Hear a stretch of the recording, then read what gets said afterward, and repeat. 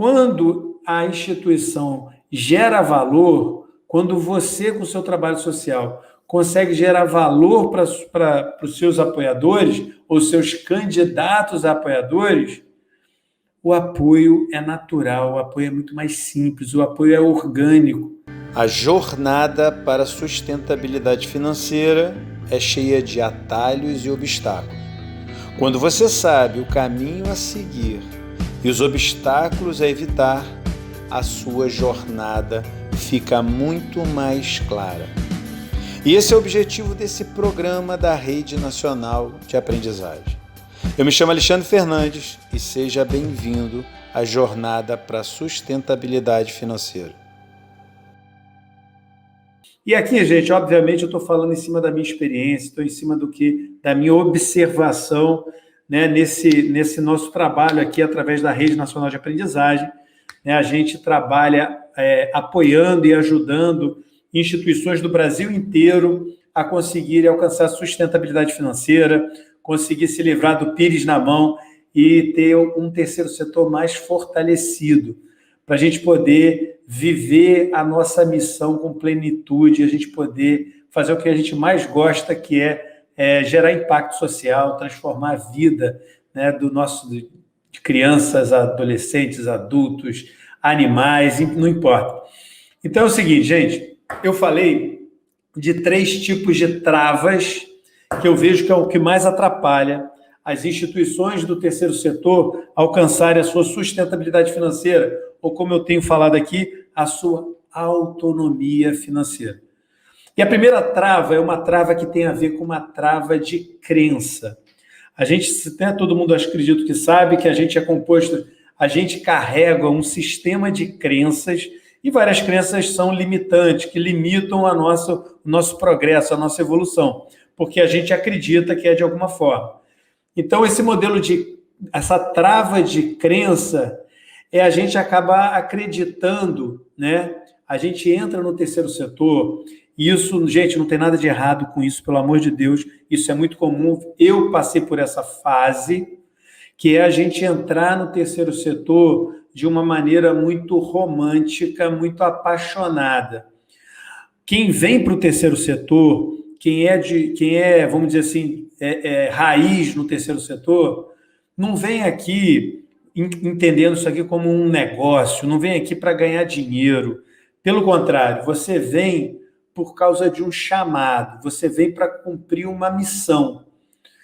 E esse senso, esse alto nível de empatia que a gente tem pelo próximo, que a gente quer realmente, o que nos alimenta, eu costumo dizer, né, que o melhor pagamento que a gente tem é o sorriso daquela criança, é o abraço daquele idoso, é a gratidão daquela família.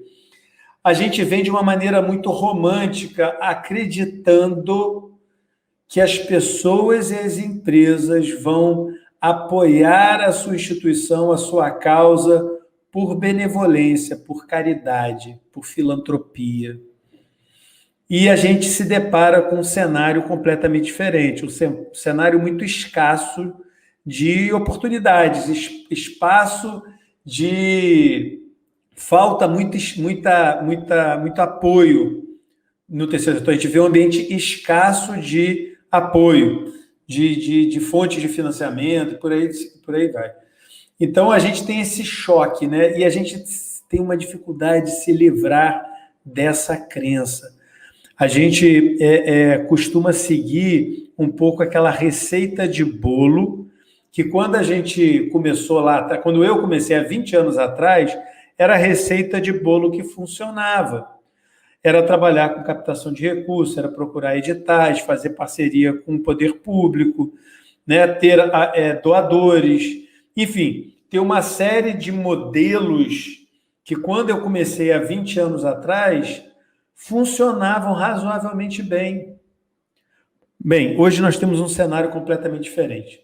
A gente tem um cenário onde as pessoas estão lutando pela sua sobrevivência, assim como as empresas, e o Estado brasileiro está falido.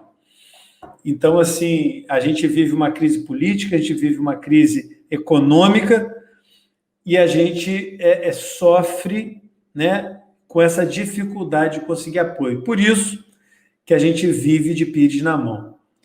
Então, essa trava da crença é uma das travas mais difíceis de destravar. Porque crença tem a ver com aquilo que você acredita, e aí só você para destravar. O que é importante aqui é você estar aberto para ouvir, você você vamos dizer assim, se libertar, nem que seja por um momento, para escutar, né? E aí você depois julga, avalia e toma uma decisão. Então, o primeiro tipo de trava é a trava da crença. O segundo tipo de trava é a trava de modelo. Como eu acabei de falar, 20 anos atrás, o modelo de telemarketing, telefone, funcionava que era uma beleza. Há 20 anos atrás, o modelo de editais ou o modelo de financiamento público funcionava que era uma beleza. E aí esses modelos tradicionais cada vez mais estão funcionando menos. E quando funcionam para aquele grupo, aquele pequeno grupo de grandes e influentes organizações. E para nós, meros mortais, micro, pequenas e médias instituições, a gente fica só com as migalhas. Então, essa é a segunda trava, a trava de modelo. Você está usando o modelo errado, você tem que ter um modelo mais atual, um modelo que realmente mais moderno, que funcione. E a terceira trava, a trava de comunicação. Essa é uma trava grave que eu vejo no terceiro setor. E, por coincidência ou não, as grandes organizações, as organizações que mais se destacam, são as organizações que têm uma estrutura de comunicação mais eficiente.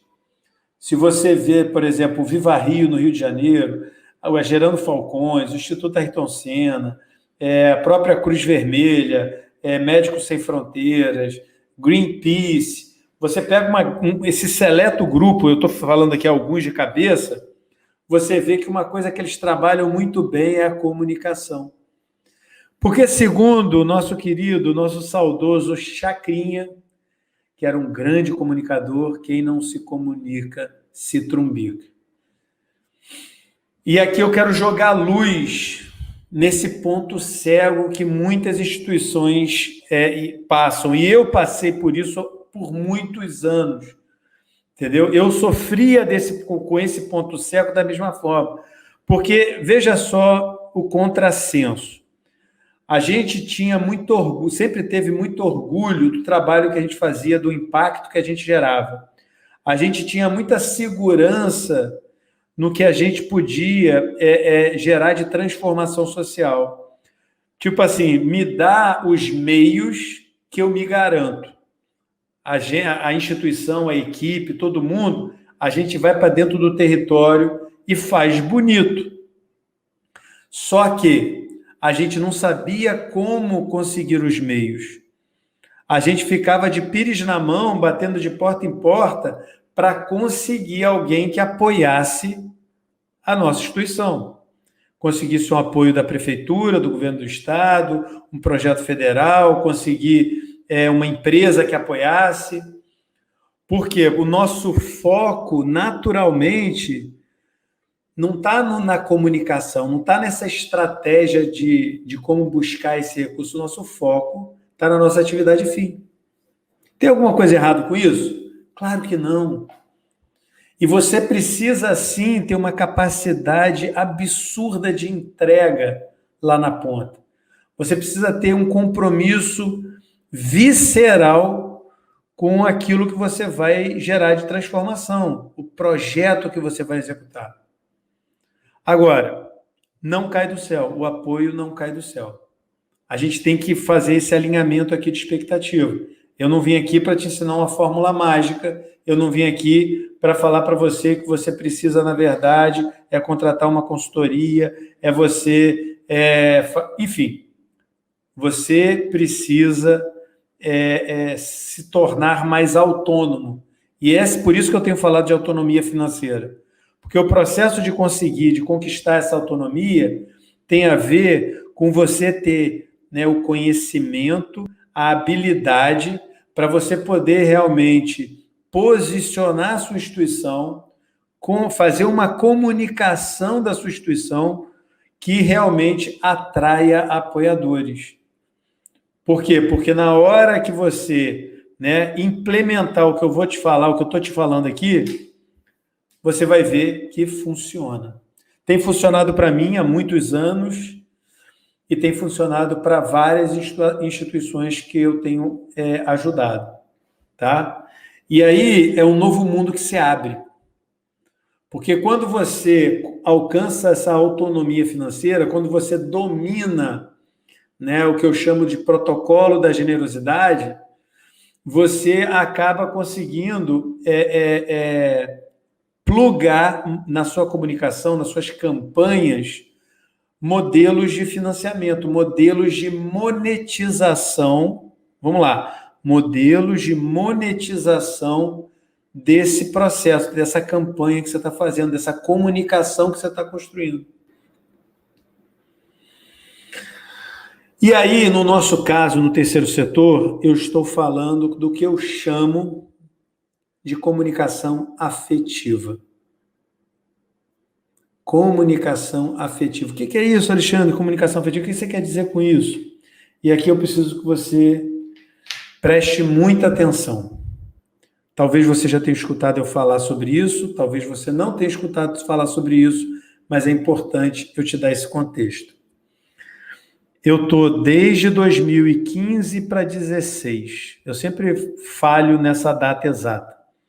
Mas vamos dizer que fosse 2016, nós estamos em 2021. Então está fazendo aí 5 anos que eu tomei uma decisão. Tá? Há 5 anos atrás, final de 2015, início de 2016, qual era o meu cenário? Eu dirigia a sede regional do Viva Rio aqui em Macaé. A gente estava implantando a Viva Lagos, né? A gente aqui funcionava como uma filial do Viva Rio e depois a gente se transformou numa instituição independente, que é a Viva Lagos. E naquele momento, o Brasil passava por mais uma crise. Que crise era aquela? Aquela crise do Petrolão, da Lava Jato, do impeachment da presidente Dilma. E aqui em Macaé, essa crise foi devastadora. Porque, né, vocês imaginam o seguinte, aqui a economia de Macaé está fincada na atividade do petróleo. O que é muito bom, por sinal, maravilhoso, né? Transformou a realidade aqui da cidade já fazem mais de 40 anos. Contudo, todavia, entretanto, quando a Petrobras pega um resfriado, a cidade pega uma pneumonia. Então, naquele momento lá atrás, a gente estava sofrendo, né? E aí a Viva Lagos, na época, estava começando, estava sofrendo junto com essa crise do petróleo. As demissões em massa, as empresas perdendo contrato, a Petrobras paralisou as atividades praticamente, novos contratos, só estava fazendo assim, só estava no automático, no piloto automático, por conta daquela crise toda. E aí, ali, eu senti na pele essa dificuldade de comunicação. Eu estava, naquele momento, literalmente, de pires na mão, e naquele momento eu estava, literalmente, muito preocupado com o futuro da Petrobras, com o futuro de Macaé, da cidade de Macaé, e, obviamente, da instituição que eu dirigia. E qual foi a decisão que eu tomei ali? A decisão que eu tomei ali é que eu não queria mais passar por essa agonia. Porque uma certeza eu tinha. Eu estou hoje com 52 anos. Não parece, né? Eu estou com 52 anos. E o que eu tenho muita clareza é de que o nosso país ele é craque em criar crises, estender crises, se envolver com crises políticas, econômicas, sanitárias, e eu tinha que estar preparado para a próxima crise. E aí, queridos e queridas, amigos e amigas, eu caí dentro de me apropriar de toda a estratégia de comunicação, marketing, estratégias de venda que eu pudesse encontrar pela frente. E ali, nesse processo de me apropriar por todas esse ferramental, né? Essas ferramentas, eu tinha clareza de uma coisa. Eu queria me apropriar do que eu pudesse me apropriar de metodologias para que eu pudesse proteger a minha instituição, a instituição que eu dirijo, né? Melhor dizendo, dessas crises que a gente sempre passa. E eu estou aqui, 5 anos depois, muito, muito feliz com a decisão que eu tomei lá atrás. Eu lembro que, no meio desse processo, o diretor executivo do Viva Rio, né, o Rubens César, eu estava no Rio de Janeiro, a gente foi almoçar junto, e eu era um coordenador da instituição na época, né, coordenava a sede regional em Macaé, e aí a gente foi almoçar, e ele virou para mim e falou assim: Alexandre, você está sumido, rapaz, o que houve? Eu falei: Rubem, é o seguinte, a gente é muito bom no que a gente faz, a gente tem uma capacidade de entrega dos projetos, de realização dos projetos, maravilhosa, mas a gente é muito ruim de vender. Vender no sentido, né, da palavra, de você conseguir apoio, de você conseguir, não é uma coisa comercial, tá, gente? Vender nesse contexto, de você conseguir atrair apoiadores, de você conseguir, né, sensibilizar quem está lá do outro lado para apoiar a sua causa. E eu decidi que eu não vou mais, né, a instituição lá em Macaé não vai mais sofrer com esse mal. Olhando para trás, né, fazem 5 anos, esse tem sido um processo de construção, de aprendizado, né?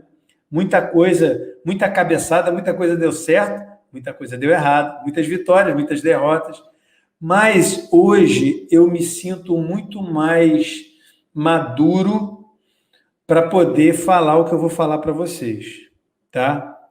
A grande chave para você destravar a sua instituição, né, dessa carência, dessa ausência de apoiadores, é um conjunto, tá? Que de um lado tá uma comunicação afetiva eficiente e do outro lado tá um modelo de sustentabilidade baseado no protocolo da generosidade.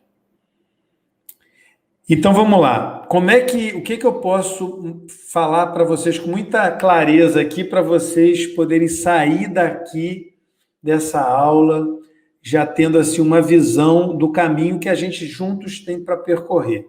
E nós vamos juntos nessa jornada, fica tranquilo. Primeira coisa que eu preciso que você entenda, se você já ouviu falar, segura na cadeira aí, é que você precisa entender como é que funciona o processo de tomada de decisão no nosso cérebro. Como é que a gente toma uma decisão? Seja uma decisão para casar, para comprar uma casa, para trocar de emprego, seja uma decisão de fazer uma doação ou de oferecer o apoio para uma instituição, para um projeto. E aqui eu preciso que você entenda o seguinte: o nosso cérebro, ele tem 2 sistemas que funcionam de maneira conjunta, harmônica, entre aspas, que é o sistema límbico, que é um sistema que cuida das emoções, e o neocórtex, que cuida da razão. Eu chamo o sistema límbico de tico, eu chamo o neocórtex de teco.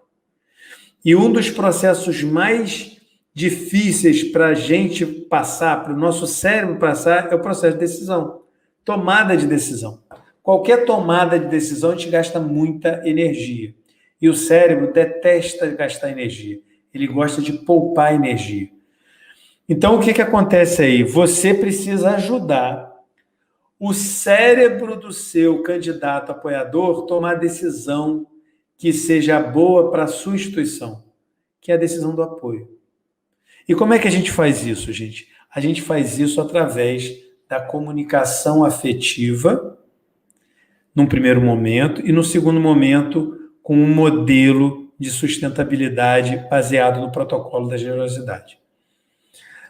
Tenha em mente o seguinte: toda decisão de apoio, toda vez que a pessoa vai querer apoiar a sua instituição, 90% dessa energia gasta, 90% da tomada de decisão está no emocional. É o sistema límbico que faz. E 10% é racional. A decisão de doar é uma decisão muito emocional, mas tem os 10% do racional aqui que você precisa equilibrar no cérebro de quem está te escutando. Porque lembra sempre o seguinte, o racional pode ser minoria nessa hora, mas ele tem o poder do veto. O poder do veto está muito atrelado a um instinto humano, por exemplo, da desconfiança. Ou, por exemplo, de você trazer, o cérebro trazer para você um raciocínio mais lógico e racional. Vou explicar melhor. Imagina o seguinte, você tá vindo de carro, para num sinal. E aí, nesse sinal, aproxima do carro uma senhora, uma mulher, com uma criança no colo, pedindo esmola, pedindo um dinheiro, pedindo uma moedinha.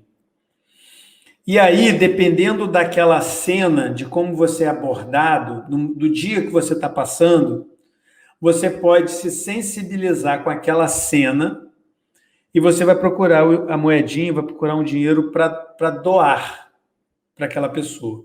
Por quê? Porque emocionalmente você se sensibilizou. Ela conseguiu acionar em você, que eu vou falar daqui a pouco, um gatilho emocional muito poderoso, que é o gatilho emocional da empatia. Só que isso é o tico. Já o teco, que é o racional, ele pode trazer para a sua cabeça mesmo, você com você mesmo. Será que vai comprar cachaça? Será que vai comprar bebida? Será que vai usar esse dinheiro para comprar droga? E aí você analisa a decisão emocional. E aí é sempre um balanço, dependendo de como você está naquele momento, dependendo de como foi a abordagem da pessoa que está pedindo a doação, está pedindo a esmola. Gente, vou falar uma coisa aqui e não quero que seja mal interpretado, tá? Muitas instituições desenvolvem esse mesmo mecanismo. Simplesmente bate na janela, bate na porta de uma empresa, de alguma pessoa, pedindo, e essa porta pode ser o WhatsApp, pode ser as redes sociais, apresentando uma cena dolorosa, difícil, uma cena, emocionalmente complicada, e pedindo uma doação. Ou por que não dizer uma esmola? E isso não funciona? Não, isso funciona até certo ponto. Porque se você passar nesse mesmo sinal todos os dias, quantas vezes você vai fazer o mesmo gesto de fazer a doação para a pessoa, para dar esmola àquela mãe? Quantas vezes? Será que uma semana? Será que um mês? Será que um ano? Todos os dias? Você vai estar dando uma moeda, uma nota, um dinheiro para aquela pessoa? Dificilmente a gente dá. Por quê? Porque você precisa sair desse cenário que eu estou apresentando para você, tendo um modelo que seja mais sustentável no tempo. E a gente vai falar sobre isso daqui a pouquinho. Mas o que eu preciso que você entenda agora? Que a tomada de decisão de um apoio para uma instituição, para uma causa, 90% é emocional, 10% é racional, mas o racional tem poder de veto. E como é que é essa comunicação afetiva, Alexandre? O que é isso? Bem, gente, olha só. Você, para construir a comunicação, uma comunicação afetiva da sua instituição, para você conseguir atrair apoiadores, você precisa ter muito claro... Primeiro, você precisa ter intencionalidade. É um processo totalmente intencional. Não é um processo ocasional. Você vai construir isso intencionalmente. E o primeiro passo de todos é entender claramente o receptor da sua mensagem. Quem que vai escutar você? Para quem que você vai falar? Essa sua comunicação tem que objetivo, que meta. E quando você pensa no receptor, você não está pensando aí na sua necessidade. Se você está falando para quem você quer que escute, você tem que falar ouvindo a necessidade dele, entendendo a necessidade dele. Quais são as dores, quais são os desejos, quais são as angústias. Eu vejo muita instituição usar as redes sociais de uma maneira muito equivocada. Não sei se é o seu caso ou não. E essa, gente, é a maior... Olha só, para mim, e aí eu estou falando minha opinião, tem vários estudos aí falando coisas diferentes ou iguais, a internet tem sido, assim, já é considerada a maior revolução dessa nova era, né? E dentro da internet, as redes sociais vamos dizer assim, tem um destaque muito grande. Você imaginar, como eu vi aqui agora, né? A gente está aqui agora com 29 pessoas ao vivo aqui comigo. Tem pessoas de norte a sul do Brasil, de São Paulo, do Pará, da Bahia, enfim, de norte a sul do Brasil. E aí, olha só que maravilha, que coisa incrível. Como é que a gente poderia imaginar, quando eu comecei no terceiro setor, há 20 anos atrás, a gente não tinha acesso a esse tipo de ferramenta. A gente não tinha essa possibilidade exponencial de alcançar tantas pessoas. Para a gente conseguir comunicar, fazer uma comunicação da instituição, a gente dependia do apoio da mídia tradicional, seja da TV, da rádio, do jornal, enfim, a gente ficava muito refém dessa mídia, desse apoio dessa mídia. Hoje, o processo de comunicação é totalmente democrático e totalmente acessível. Se você está me assistindo aqui hoje, seja pelo telefone, seja pelo computador, você tem todos os elementos, né? Todas as ferramentas que você precisa para fazer a sua comunicação, a comunicação da sua instituição. Agora, quando você está construindo uma comunicação afetiva intencional, você precisa entender para quem você está falando. E eu estou falando aqui de uma comunicação voltada para atrair apoiadores. Então, vamos pensar comigo. Pensa comigo aí, você aí do outro lado. Se você é uma instituição sem fins lucrativos e você tem, sei lá, projetos de fortalecimento de vínculos, reforço escolar, esporte, cultura, não sei. Trabalha com crianças e adolescentes. Primeiro ponto, quem que você acha que está mais inclinado? Você teria mais probabilidade estatística de doar, de apoiar a sua causa, apoiar a sua instituição. Número 1, pais e mães, né? Pais de crianças e adolescentes que passaram por alegrias e tristezas, por desafios com os seus filhos, seja com questão à doença, com relação à criação, mas que vivem esse vínculo afetivo da paternidade, da maternidade, ou um casal que decidiu, né, racionalmente não ter filhos, ou um jovem, uma jovem de 20 e poucos anos que ainda não tem filho. Quem você acha que teria mais probabilidade de apoiar a sua instituição, apoiar a sua causa? Então, olha só, é muito óbvio, né? Quando você vai pensar na comunicação, você tem que ter clareza para quem você está falando. É aquele exemplo que eu gosto de dar. Se você tem um abrigo de animais abandonados e você precisa de apoio, você precisa conseguir se conectar, conseguir se comunicar, se relacionar com quem tem pet, quem tem cães e gatos. Donos de cães e gatos que gostam, que são apaixonados por cães e gatos. Porque eles vão estar muito mais sensíveis ao seu trabalho social. Se você vai fazer uma comunicação... mal comparando é o seguinte, se você quiser vender carne para quem é vegano ou vegetariano, dificilmente você vai vender. Então, saber para quem você está falando é um processo fundamental na construção da sua comunicação. Aí, a partir do momento que você sabe para quem você está falando, você precisa ter clareza do seguinte, olha só, gente, o princípio, um dos princípios, para mim o princípio mais importante do protocolo da generosidade, um princípio mais importante, que é dando que se recebe. Né? Esse princípio, né, é um pilar do protocolo. Para hoje, nesse novo momento, nessa nova era de financiamento do terceiro setor, não adianta mais você só gerar valor para o seu beneficiário final. Você também precisa gerar valor para o seu apoiador. Você precisa que esse apoiador tenha uma real percepção de valor. Porque quando você consegue construir esse tipo de relacionamento, você começa a ajudar a pessoa. Como é que você ajuda, Alexandre? Pô, é muito simples.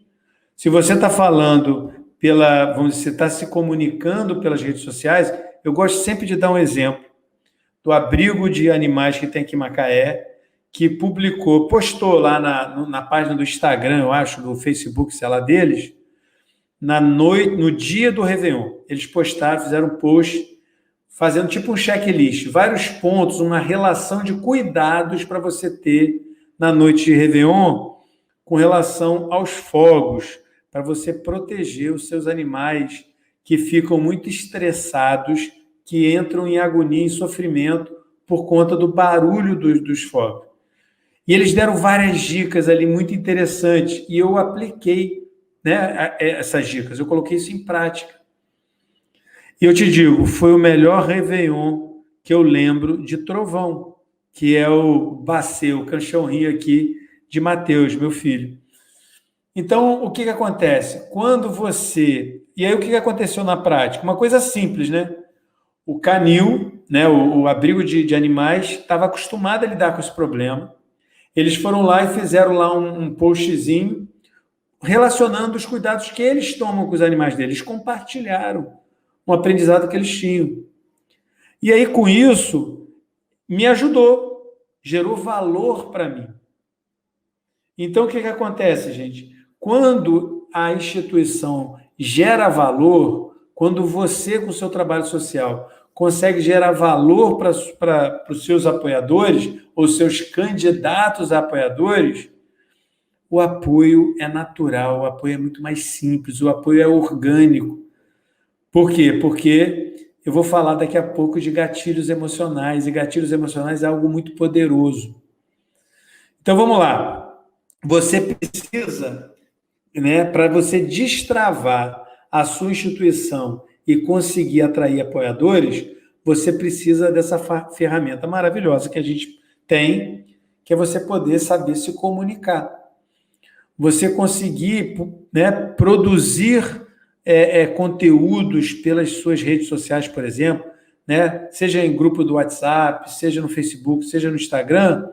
Ah, Alexandre, mas eu não tenho tempo. Ah, Alexandre, mas eu não sei como fazer. Ó, vou te falar uma coisa. Não tem fórmula mágica, tá? Eu não vim aqui para iludir ninguém. Se você quer que dê certo, se você seguir o que eu estou falando, vai por mim que vai dar certo.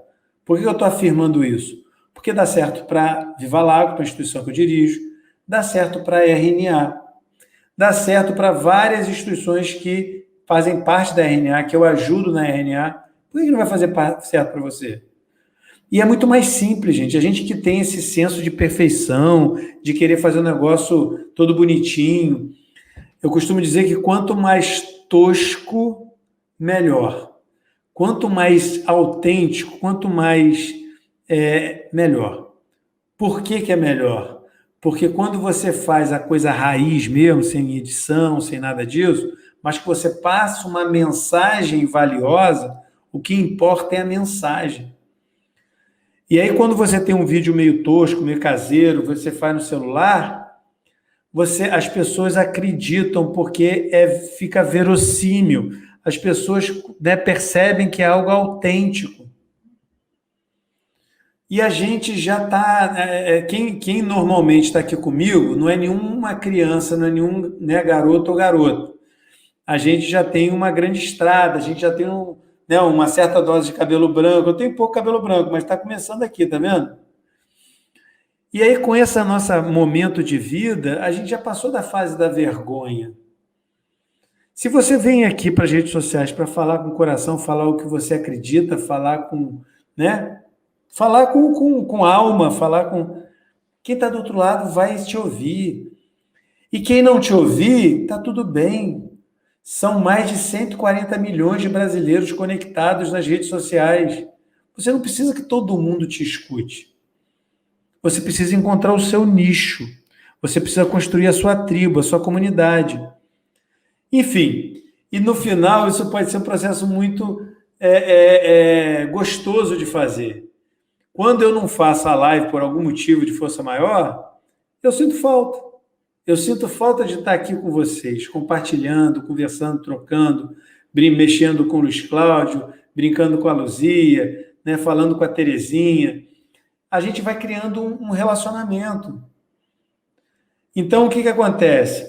Você tem que entender que nesse momento que a gente vive um ambiente de muita escassez na fonte de financiamento da sua instituição, você precisa construir uma comunicação que seja afetiva a ponto de mexer com o emocional de quem está te escutando do outro lado e, ao mesmo tempo, gerar valor. E aí a gente vai fazer isso através de uma narrativa visceral. Tem um finado amigo meu que eu aprendi muito com ele. Era um coordenador do programa Petrobras Jovem Aprendiz. Ele era funcionário da Petrobras, ele já é falecido, né? Ele já nos deixou aqui na Terra, mas foi uma relação de meio de amor e ódio com o Jorge Alberto. Era uma relação tensa, né? A gente fez um programa muito grande para a Petrobras, foram 663 jovens aprendizes em 8 municípios que a gente fez para a Petrobras. A gente assinou a carteira de todos esses jovens, enfim, era muita atividade, era muito projeto, eu viajava para cima e para baixo aqui na região para poder supervisionar o programa em todo esse processo.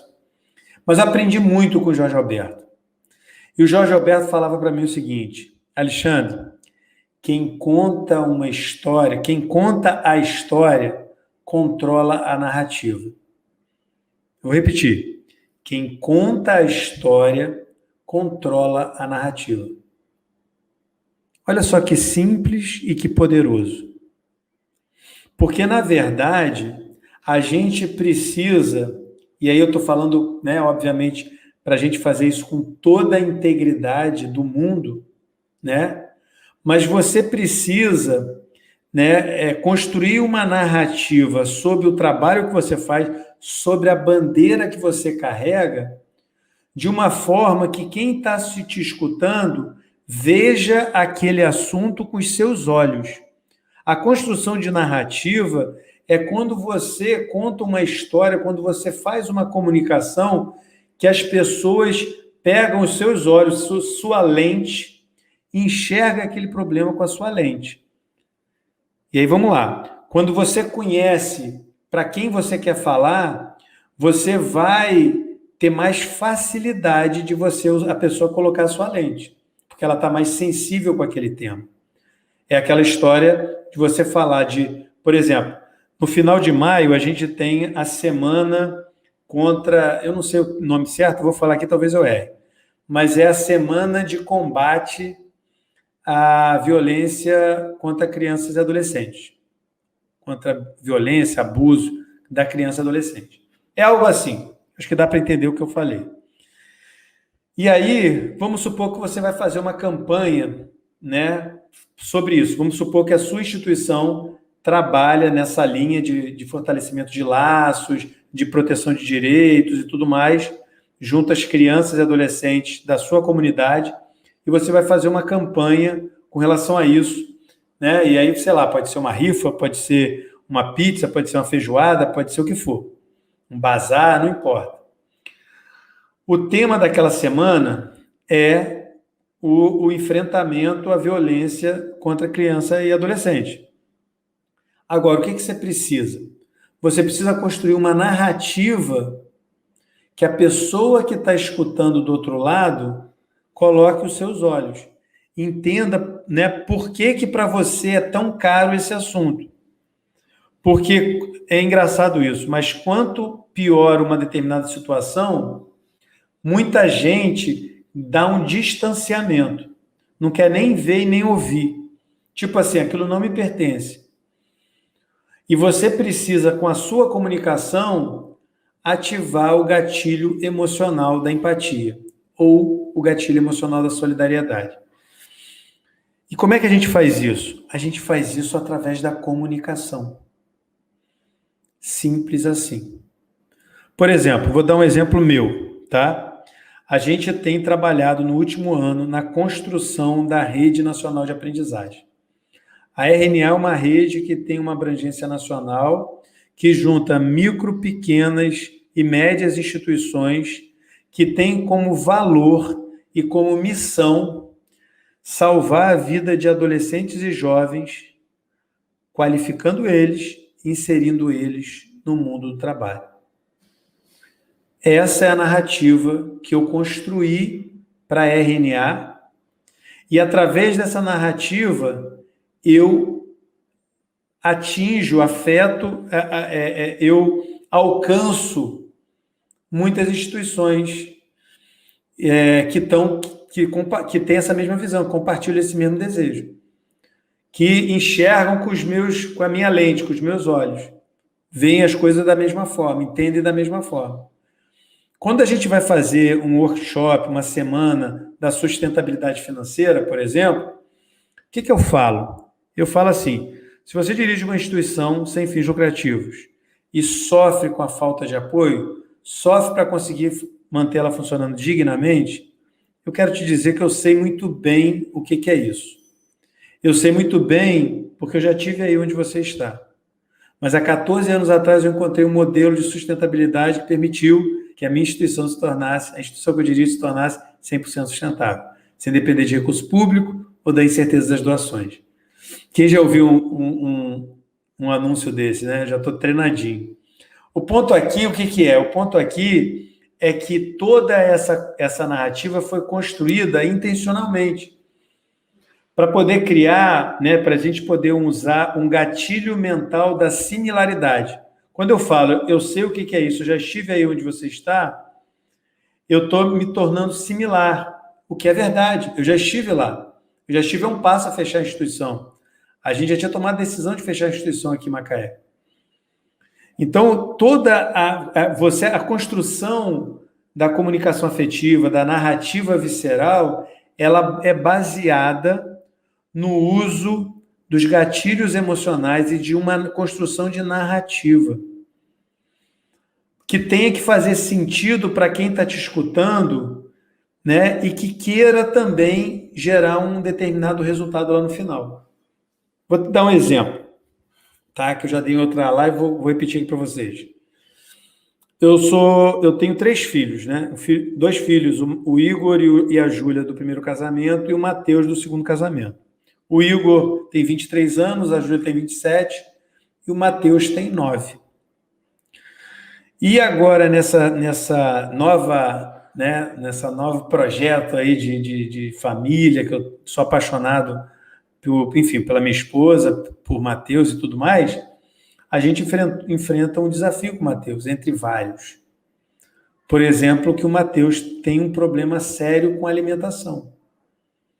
Ele tem literalmente um bloqueio emocional para experimentar alimentos, novos alimentos. Ele não come nenhum tipo de carne, ele não come verdura, legume, não come nada disso. E aí a alimentação dele vai ficando cada vez mais restrita. Ele parou de comer carne, aí ele só comia carne moída. Aí um dia ele cismou que ele não gostava mais de carne moída. Aí passou a comer só ovo. Aí, de repente, ele falou que não gostava mais da clara do ovo. E assim, não tem jeito, é briga e não sei o quê, deixa de castigo, deixa com fome e não come. Então, assim, se eu estou nas redes sociais e alguma instituição publica algum conteúdo de que, de alguma forma, me ajuda a lidar com essa situação com o Matheus, eu vou ficar grato. Eu vou ficar muito grato. Então é simples assim, não é nada demais. É como eu estou fazendo aqui agora com vocês. Eu fiz um convite, né? Participar de uma aula, que eu vou falar como você vai destravar sua alma e aprender a atrair apoiadores. E isso é feito através de uma comunicação afetiva. É feito através de uma construção de narrativa, para poder ajudar vocês nesse processo. Você vê o seguinte, quem está aqui agora comigo, ao vivo, que é RNA? Fala para mim. Diz aí para mim, sou RNA. Diz aí para mim no chat, sou RNA. Fala para mim aí no chat. Se você é RNA, me diz aí no chat que eu vou tomar uma água. Me diz aí.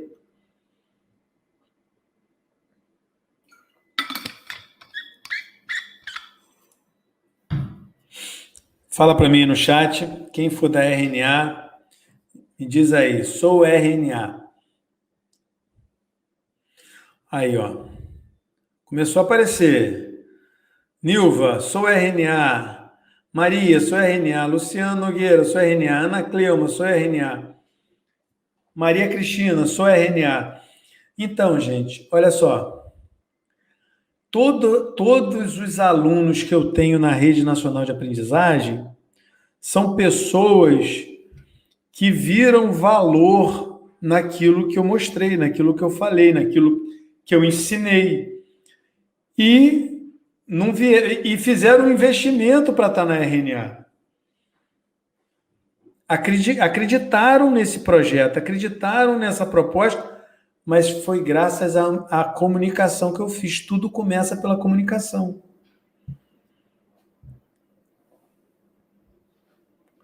Terezinha RNA, e aí? Então, gente, o que é a moral da aula de hoje? Já está chegando quase a 1 hora, tá? Eu vou responder algumas perguntas aqui. O que é a moral da aula de hoje? A chave para você destravar a sua ONG e conseguir atrair apoiadores para ela é você juntar uma comunicação afetiva com o protocolo da generosidade. E o que eu quero dizer com juntar, né? Plugar, né? Fazer em conjunto.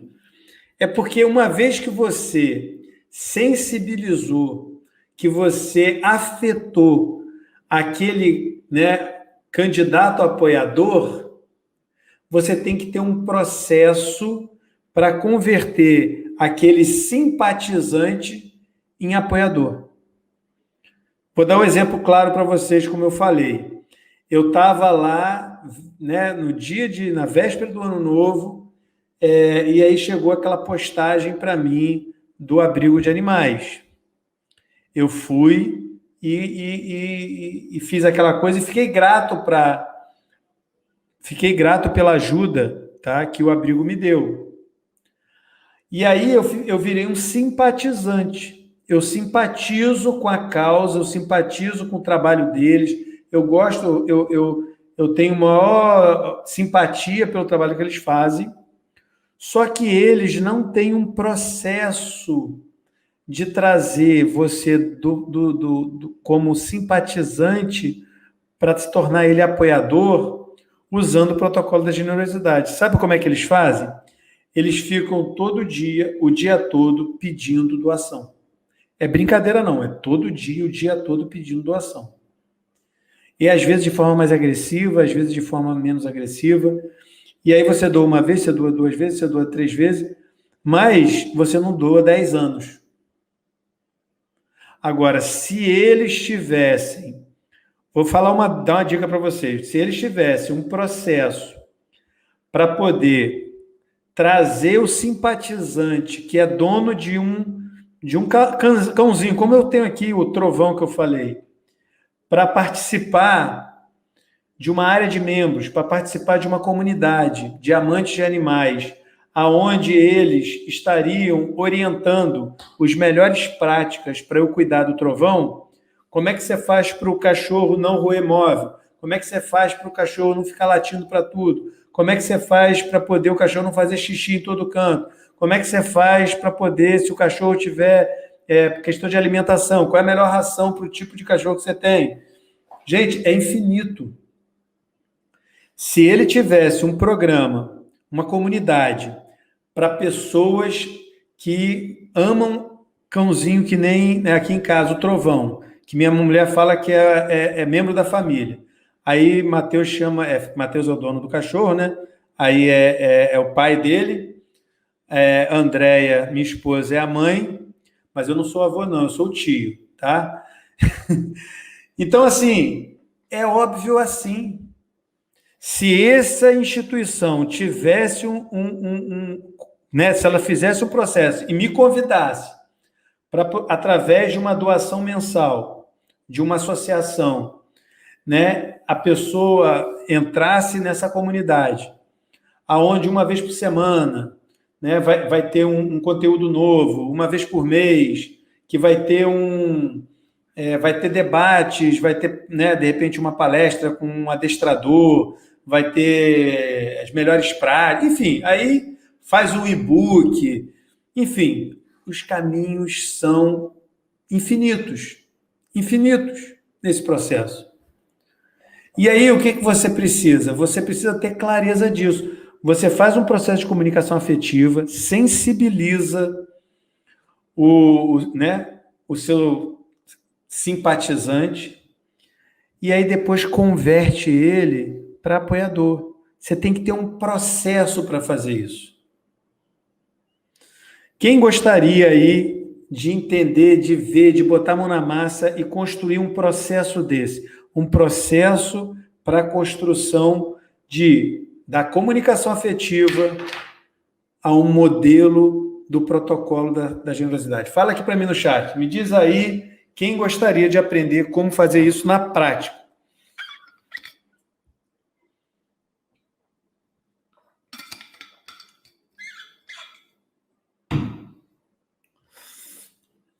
Fala para mim aí quem gostaria de aprender a fazer isso na prática. Se faz sentido para você, fala, eu gostaria. Eu gostaria.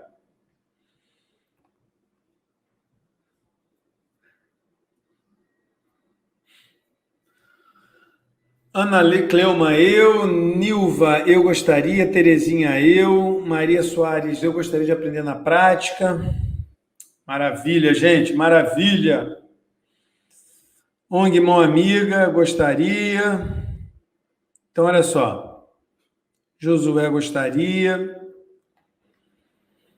Como a gente não dá, né? A gente não faz nada, a gente faz tudo de maneira muito intencional.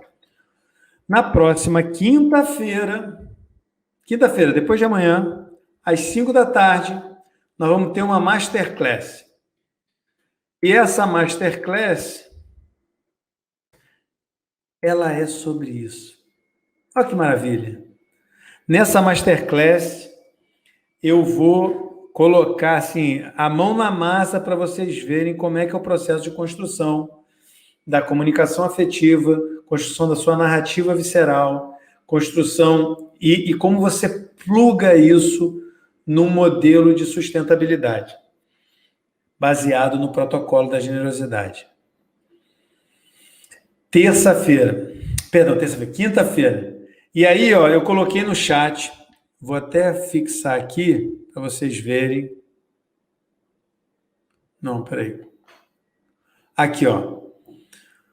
Tá aí no chat, basta você, enfim, clicar aí e se inscrever na próxima quinta-feira, às 5 horas da tarde, quinta-feira, às 5 horas da tarde, eu vou fazer uma masterclass que eu vou mostrar como é que eu faço isso na prática, como é que você vai poder fazer isso na prática.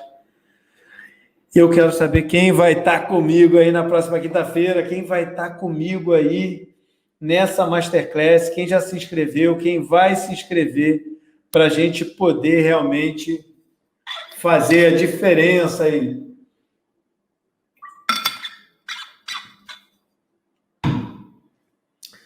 Fala para mim aí no chat, quem vai estar quinta-feira comigo, fala eu vou estar, porque, ó, tô preparando um conteúdo para vocês que eu nunca fiz antes. Um conteúdo que vai fazer toda a diferença para quem estiver comigo ao vivo na quinta-feira. Vera Lúcia vai estar, IDB Colinas, o Luiz Cláudio já se inscreveu, a Maria vai estar. Ana Cleo, vou mandar quando o ansiolítico. Então, Ana, não tem como falar tudo de uma vez só, querida. Você nunca viu novela, não? Tá em cima da minha boca isso aqui. Você nunca viu novela, não, Ana? É assim, gente, é assim que a gente faz para vocês estarem nas aulas, senão vocês não voltam. O importante é se está valendo a pena, se está tendo valor para vocês, né? Aí a gente vai estar se encontrando aqui quinta-feira, 5 da tarde. Quero ver você nessa quinta-feira comigo, tá? Gente, ó, muito bom ter com vocês aqui hoje. Beijo. Deixa eu responder que tinha algumas perguntas aqui. As perguntas não são exatamente do tema de hoje, mas deixa eu ver se eu pego aqui as perguntas. Luiz Cláudio, consegui um parceiro aqui, mas ele tem uma empresa com 2.500 funcionários registrados. Porém, é uma empresa de mão de obra. Ou seja, funcionários externos. Como ajudar no problema de cota dele? Luiz Cláudio, olha só, a cota é cota de aprendizes, tá, gente? A cota de aprendizes é calculado em cima dos funcionários registrados pela empresa. Então, se a empresa dele registra 2.500 funcionários, como você colocou aqui, ele tem que cumprir cota. Se os funcionários estão em, tipo uma empresa terceirizada, né, que estão trabalhando em outros locais, tem duas formas de resolver isso. A primeira forma é ele estar alocando esse jovem na área administrativa da empresa dele. Uma empresa com 2.500 funcionários tem que ter uma área financeira, tem que ter um RH, tem que ter uma área de suprimentos. Então, tem vários departamentos dentro da empresa para atender as atividades e atender esses funcionários, tá? Então, primeira forma é desses jovens estarem locados na empresa. Alexandre, mas é muito jovem. Não cabe, vamos supor. Aí você tem uma segunda alternativa, que é o jovem estar fazendo a atividade prática aonde a empresa presta serviços. Mas lembra, sempre relacionado ao curso que ele está fazendo. Se está fazendo curso administrativo, ele tem que estar fazendo lá atividade prática na área administrativa. Tá bom? Depois você me diz aí, e ó, Luiz, manda suas questões desse tipo de coisa, né? O melhor lugar para mandar essas perguntas, essas questões, é lá na nossa comunidade de alunos no Facebook. Ok? Eu acho que tinha mais uma pergunta aqui que eu vi, deixa eu ver. Ana Cleo. Alexandre, na plataforma, o modelo de contrato, na plataforma um modelo de contrato do jovem aprendiz com a instituição? Então, tem um modelo de contrato de aprendizagem, que é o contrato que o jovem assina com a empresa cotista e a gente assina junto, a entidade qualificadora assina junto. Chama contrato de aprendizagem. Ana, esse tipo de pergunta, por favor, também manda lá pela comunidade que vocês têm mandado, e lá é o melhor lugar para eu responder esse tipo de questão. Tá bom?